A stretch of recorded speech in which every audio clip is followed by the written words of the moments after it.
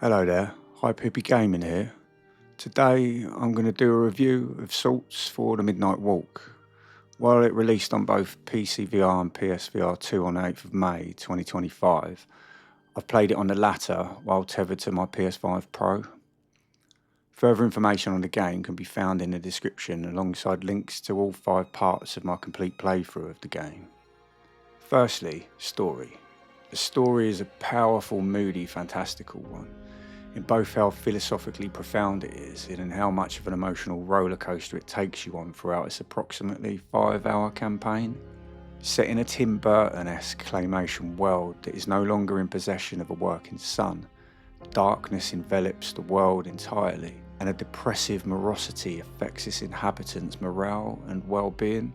Dwellers in the world of the Midnight Walk have either fallen into a lightless slumber or are constantly searching for the next matchstick, the next fire pit, anything that will bring them the warmth, comfort and life force that they need to persist.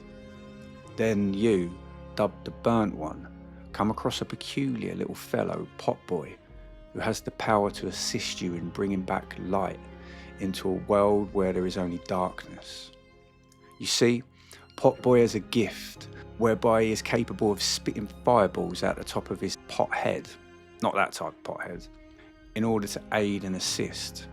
As the Burnt One, you are able to partially control Potboy, pointing him to go hither or thither in order to find cover from the elements or to light up certain parts of the environment, bringing a glimmer of much needed light to the surrounding area, sometimes progressing the story. It is due to Potboy's fire-starting capabilities, coupled with your ability to command him at will, that you're both tasked with heading to Moon Mountain with the aim of reigniting the sun and bringing light back into the world. The Midnight Walk itself, which refers to the road that leads to Moon Mountain, connects all of the 6 chapters into a cohesive whole and can be seen as a symbolic representation of the individual path we all walk throughout this existential journey of ours. Each one tackles various themes that delve into the human condition and serve as a kind of examination into certain human vulnerabilities, from the tale of the loathsome Mulgrim that touches on our fear of the unknown, the monsters that inhabit our minds, our all too often inability to go beyond the surface level, to how the collective mind can form unjustified opinions on others, to the tale of the craftsman's heart, which delves into the frailty of the ego, the importance of being loved, and how we need constant affirmation in order to give purpose to our very existence. The story continually surprises and is often highly emotional. It's not just a story of light versus darkness, but also one of people coming together for a greater cause than themselves. You will continually meet strange and unusual characters on the Midnight Walk, some who bring a touch of much needed humour into a world that, while harrowingly beautiful, can feel quite oppressive in how hopeless it all looks and feels. I'd be lying if I said that I wasn't crying in the headset during the last chapter or two. Such is the emotional gravitas that this game possesses and expertly presents. The graphics, they are astounding. Sure, when the game first released on PSVR 2, the resolution was not great, with a lot of aliasing and blurriness in the headset. However, since launch, the developers have put in the work, releasing a patch that significantly boosted the resolution and, to my eyes at least, have since gone on to make further improvements to the graphics in VR mode, as the clarity in the headset has improved more so since that initial patch. But beyond that, stylistically speaking, the graphics are on another level. Not from a technical standpoint, sure, but artistically speaking, this game's graphics are phenomenal. Everything in the world was initially created as actual clay models, before being meticulously scanned and turned into the 3D models displayed in game. Every single character and environment are perfectly crafted, very much deranged, often verging on being creepy, and I can't get enough of it all. The animations of the characters and the world around are all purposefully missing frames, thereby giving the impression that you're in an interactive claymation movie, and its implementation is nothing short of incredible. Having only played this game on PSVR 2, And given how fantastic the VR mode now is, despite some graphical hitches that I'll touch on shortly, I couldn't play this game any other way now, and can wholeheartedly say that playing this game in VR is the definitive way to play it. Clearly inspired by Tim Burton and Little Nightmares, I also see inspiration being taken from the likes of Terry Pratchett's Discworld series and Howl's Moving Castle. Regardless of what inspirations you observe, the graphics are striking, otherworldly and magnificently magical. Now the sound. Seriously, just wow. The voice acting for all of the characters is incredible, with not a single one at fault. They all have an utter sense of desolation in their voices, with just a sprinkling of hope, and I love them all. Sound effects and environmental sounds all do a great job in elevating the game's mood and tone, from the death-inducing harsh sounds of the wind, the non-verbal noises Pop Boy makes, to the harrowing screams of the monsters that lurk. The sound is top-notch. And if that wasn't already great enough, the orchestral score that plays throughout is some of the best compositions I have ever heard in my life.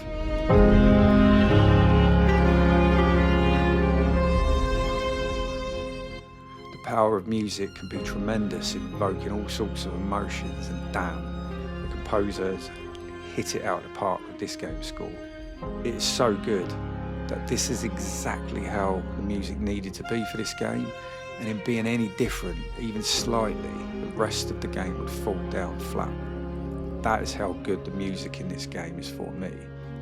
The gameplay. This game follows a very linear path, and for the most part, I guess one would consider Midnight Walk well, as the title suggests, a walking sim.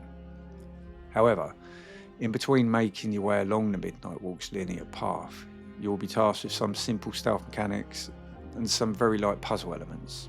For example, occasionally there will be undesirable creatures that you have to hide from, ducking into a wardrobe when required, and at other times you will need to command Pop Boy or use the matchstick cannon, a weapon you require near the beginning of the game, to ignite certain things in order to progress. Eye tracking is also used insofar that you can close your eyes in order to hear where special items are hidden, or make walls and monsters disappear. But this command can also be done with a button press. There's not really anything that will tax the average gamer, but this is very much a game that is more about existing in its world, becoming absolutely absorbed by it, rather than one that tests your gaming skills in order to gain bragging rights.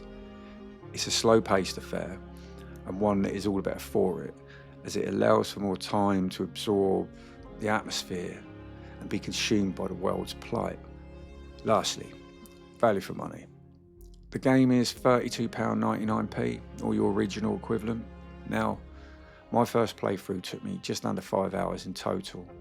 There are 2 endings, various collectibles throughout the journey, 3D models of the characters with background info, game songs as vinyls, etc.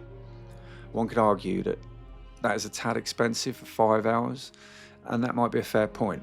However, for me, I love the world, and I'll definitely be replaying the game very soon, which is something I rarely do, in order to find the remaining collectibles I missed during my first playthrough, and simply just to exist in the awe-inspiring world again. Now, the game is not without its faults. I had an issue when hiding, whereby the vignette that appears to indicate you're in stealth mode remained after I came out of hiding, and was constantly obscuring the outer edge of my view in the headset. A bit annoying, but it only happened a couple of times and simply required reloading from an old save game. Another thing that bugged me throughout the game is how Pop Boy never really touches the floor. Instead, he is always slightly hovering above it. It's not immersion breaking by any means, and I imagine it's just an unfortunate consequence of the game being flat screen one with a VR mode, but it's one I thought I'd mention nonetheless. Also, sometimes the game doesn't tell you what to do regarding controls, and you just have to figure it out by yourself. For example, when you get a matchstick cannon, to reload it, all that needs to be done is for you to point the cannon at a giant box of matches. But you're never told how to do this. For ages, I was manually taking individual matches out of the box, placing them near the cannon to reload it. Minor annoyances, sure, but annoyances nonetheless.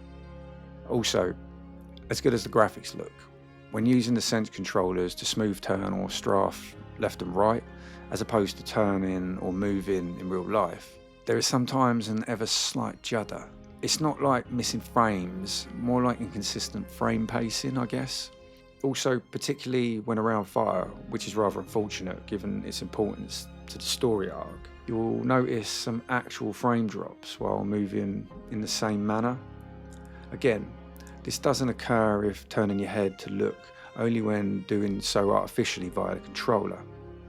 But when all is said and done, given how expertly crafted the game is in every other aspect, I've found them to be minor inconveniences a game that I love overall. So yeah, I highly recommend this game. Anyway, I've been Hippy Gaming, and this has been a review of sorts for the Midnight Walk on PSVR2. Oodles of Toodles, Oodles of Toodles.